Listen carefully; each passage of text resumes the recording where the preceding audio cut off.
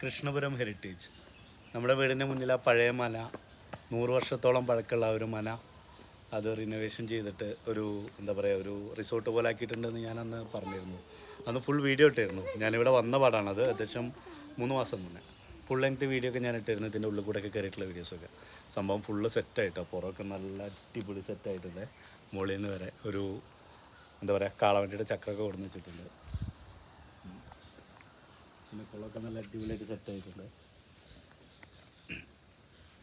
വീടിന് മുന്നേ തന്നെയാണ്. വീട്ടിലിങ്ങനെ ഇരുന്നപ്പോഴേ മക്കളുമായിട്ട് ഇങ്ങനെ ചുമ്മാ ഇറങ്ങിയതാണ്. പോകാനായ ദിവസങ്ങളിൽ ഇങ്ങനെയാണ്, കുട്ടികളായിട്ട് ചുമ്മാ ഇറങ്ങും. അതുവരെ നമ്മൾ വേറെ എന്തെങ്കിലുമൊക്കെ ആയിട്ട് ഇങ്ങനെ ഇങ്ങനെ കറങ്ങി നടക്കും. പോകാനായി കഴിഞ്ഞാൽ പിന്നെ യാത്രകളൊക്കെ ഇങ്ങനെ അവസാനിച്ച് പതുക്കെ ഒതുങ്ങും.